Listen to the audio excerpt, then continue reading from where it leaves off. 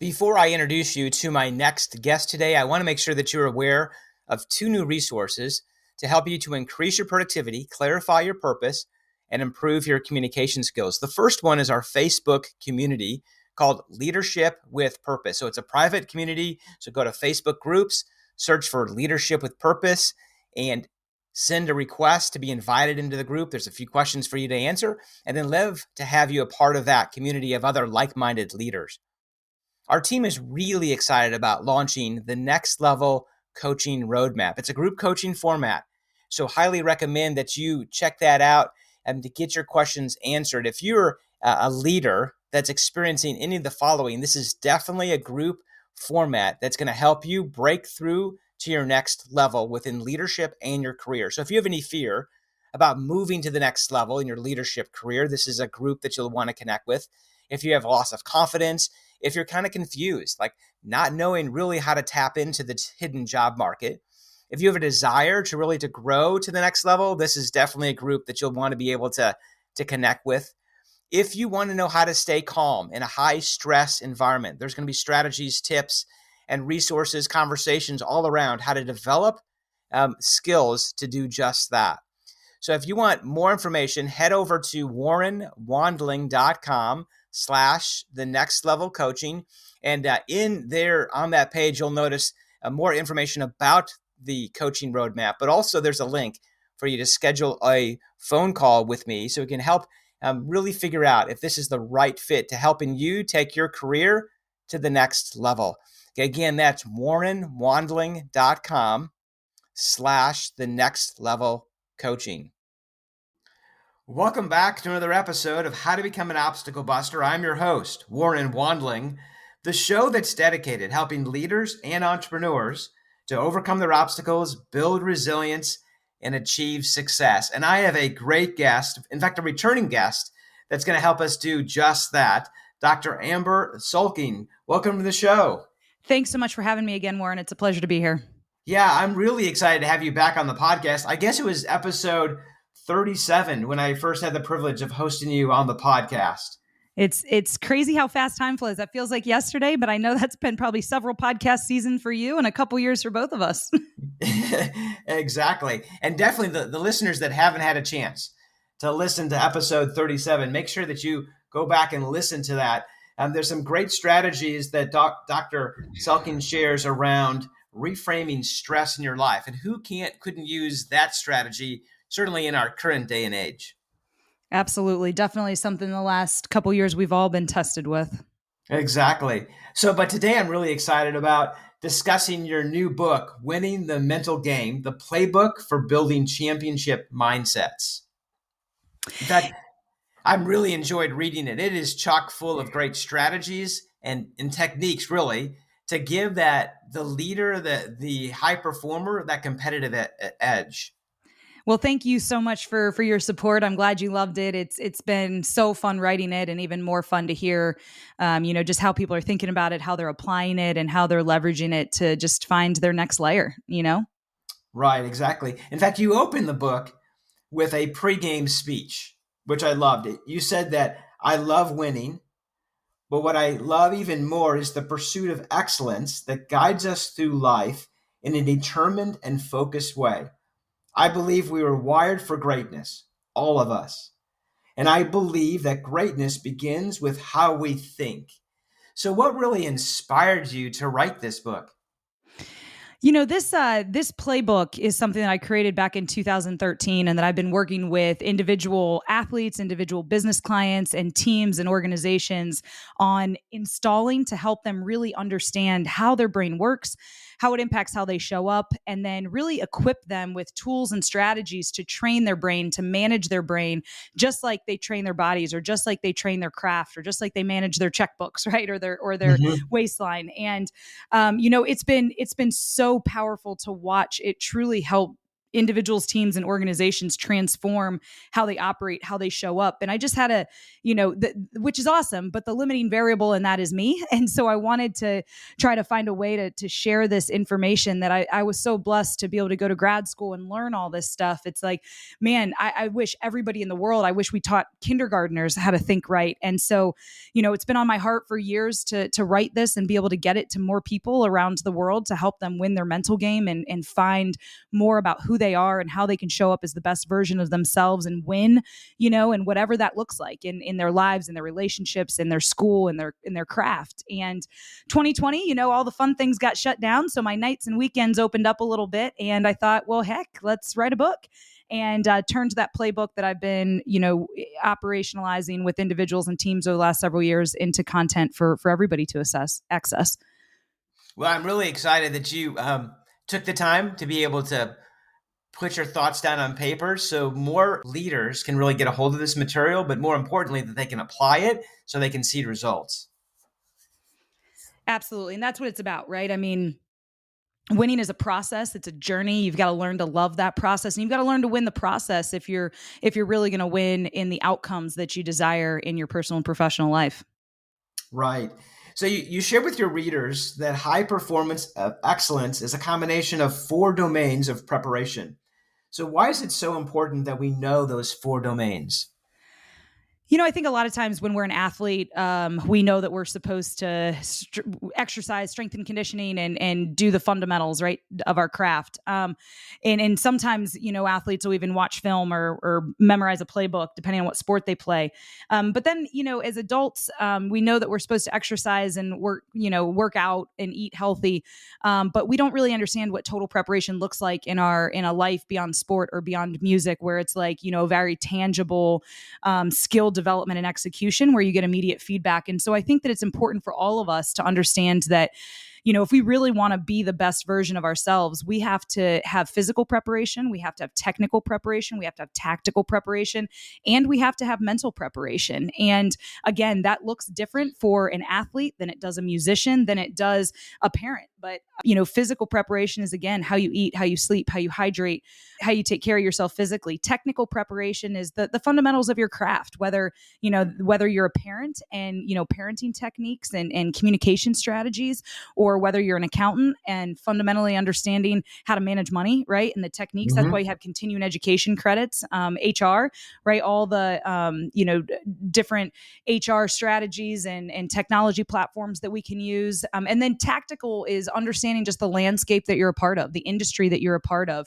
being able to strategize and make decisions, in a forward-thinking way that positions you and your team for success. And then finally, mental preparation. I think when we understand that we can prepare in those 4 areas, that means we can do so more intentionally, which means we give ourselves a competitive advantage to be successful over our competitors, or even just competitive on the margin of our own lives. Yeah, I love how when you focus on the mental aspect of giving that the competitive advantage for the high performance and the leaders that want to get that competitive advantage is really to know strategies to be able to train the brain so you can make those advantages within your team, within growth, within personally as well as professionally. And I think sometimes leaders might table this topic. They might go tactical and more focused on the technical of the skill and not really train themselves mentally. Do you find that to be true with some leaders? Yeah, absolutely. Because the mental game is so intangible, for most people. And because we don't really, we can't see our brain. So it's really hard to measure. And yet we know it's important. And so what I tried to do in this book is really make brain science pragmatic and applicable and understandable so that people can really integrate this into how they show up and how they lead themselves and lead others. Yeah, in fact, you have a chapter that's entitled Brain Science 101, and you share the idea that thoughts emanate electromagnetic signals.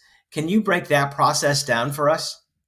Yeah, so every thought we have sends an electromagnetic signal from our brain through our neurons into our muscles to execute an action. And so I think a lot of people think that thoughts are just these ephemeral things that float around in our head in the air and don't really matter. But again, what we know is that they're actual physical things because they're sending these electrical signals. And what we know is that our thoughts affect our emotions, which affect our physiological responses, which affect our performance. And physio just means body. So this is things like your heart rate, your muscle tension, your visual field. So again, how we think really impacts how we feel, which impacts how our body functions, which ultimately impacts how we show up and deliver. And so I think it's really important that we understand this 101 nature of the power of our thoughts and realize that every thought we have matters because it's sending a signal through our body to do something. And the question is that signal helping you feel and deliver your best, or is that maybe undermining it?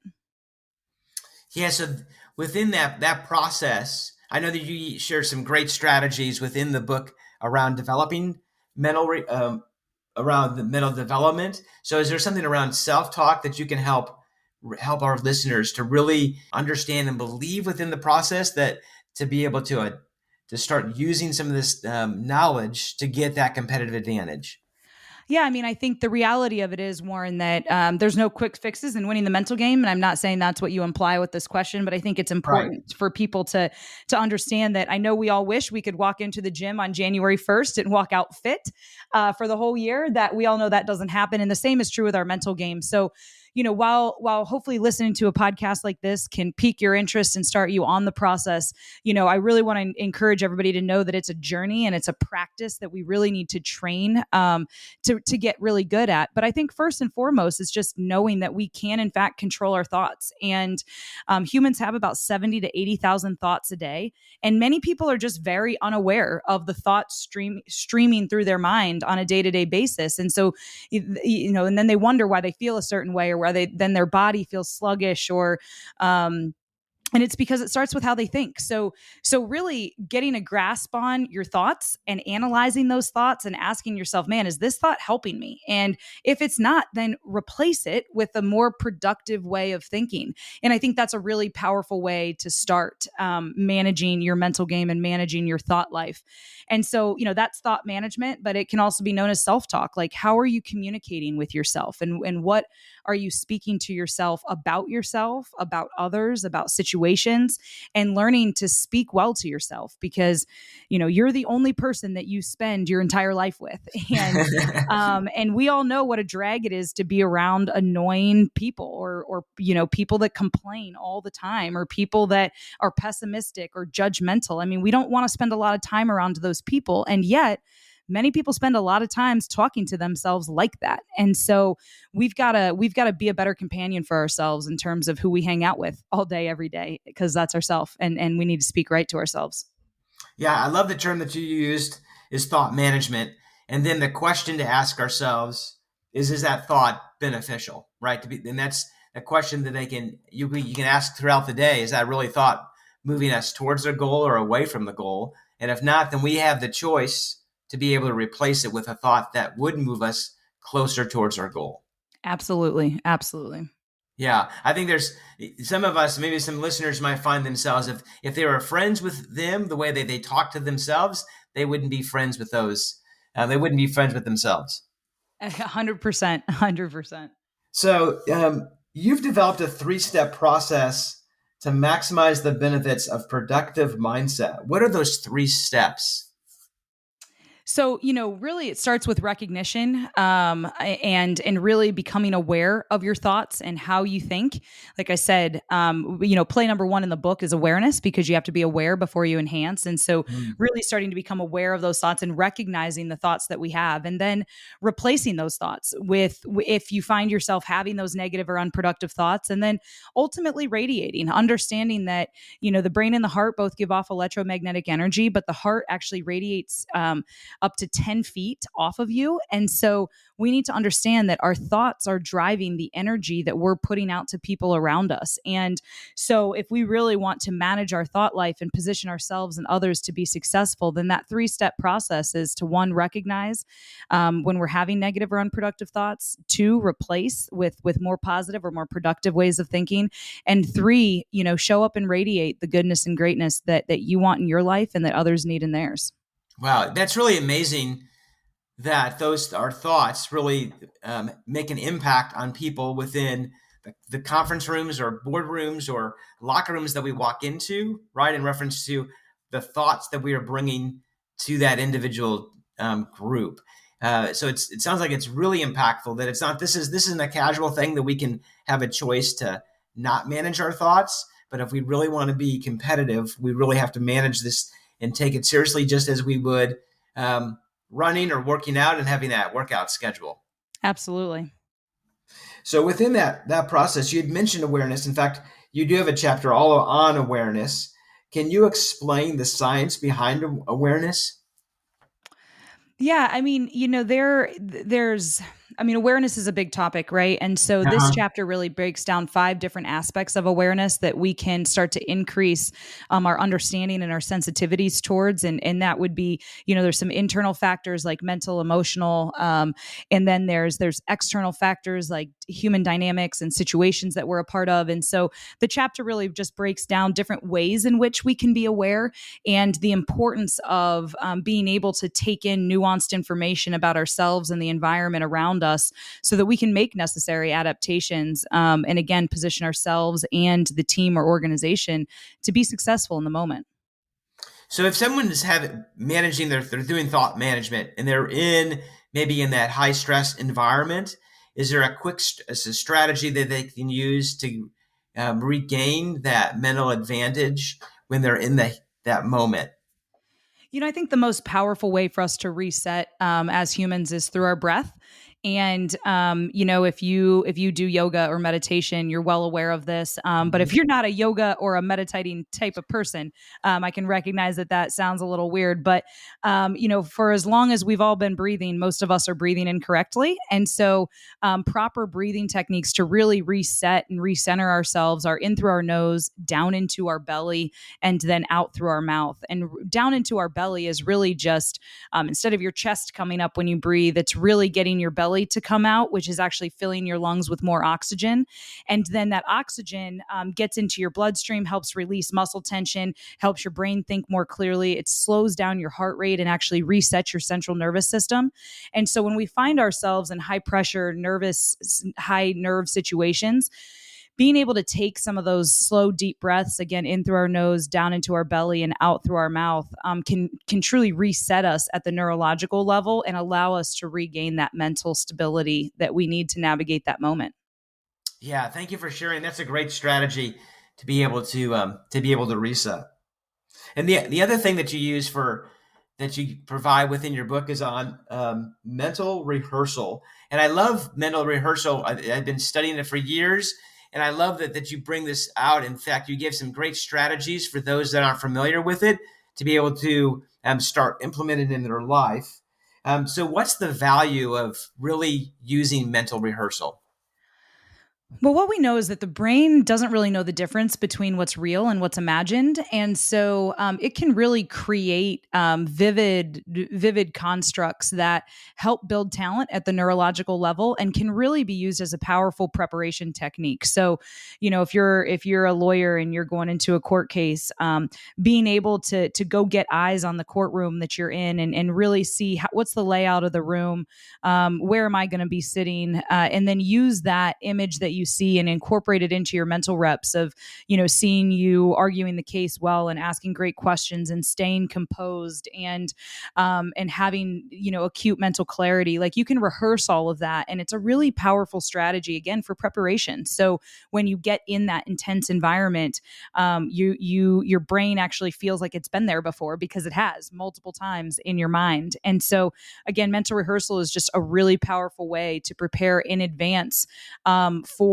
different situations and scenarios. Yeah, and you really encourage our listeners to pick up a copy of this book because There's also a specific strategy within the book that you'll want to learn of how to really practice so you can hone your skills around mental rehearsal as well. Absolutely. Yeah. There's, again, that chapter really breaks down some of the keys to doing great mental rehearsal to really ensure that you're getting as much quality out of those mental reps as you can. Yeah, and one of the things I loved about the playbook really is that you also have some QR codes throughout the book, right, in reference to getting more resources than just the book itself. So, what would you love for the leaders, the high performers that are picking up this book? What's the greatest takeaway that you would want for your readers to as they start reading your book? I mean, I think just really understanding the power of their mind and truly being able to win their mental game. I think our world needs more people to take personal responsibility and accountability for who we are and how we show up and the positive impact that we can make in the world. And I think many of us feel a little out of control of what's going on around us, and so taking sort of a passive approach to the change that we need in our world. And what I hope this book challenges people to see and to understand is that they have so much power to manage their own lives well and to be a positive force for good in the world around them. And my hope is that this book really educates, equips, and empowers people to win their mental game so that they can show up as the best version of themselves and be a force for good for their families, for their communities, and for their organizations. Wow, that's excellent. So I know our readers or listeners would love to be able to get a hold of your book. What's the best way for them to be able to do that? Is that your website or their favorite online book Yeah, you can get distributor? them wherever on Amazon, on Barnes and Noble. My website is www.selkingperformance.com, and you can find my podcast on there. We've got a podcast called Building Championship Mindsets, and you can access that there. Like I said, we've also got some performance articles that are all free stuff that you can access for yourself or your team, and then you can also find ways to purchase the book through my website. So, and then we're on all the social media platforms. We're on Twitter and Instagram at Champ Mindsets, on LinkedIn and Facebook at Selking Performance Group, and on TikTok as well. So we'd love to see you on all those platforms, and we're on Team Follow Back. So if you get a copy of the book or want to share how you're applying this information, it's always invigorating to see how people are truly winning their mental game. Well, excellent. I'll make sure those links are also in the show notes. So it sounds like the best way, if somebody wanted to reach out to you specifically to learn more about how they can engage with your consulting practice, is to go to your website. Yep, everything is accessible there, and there's direct contact information to find me. Okay.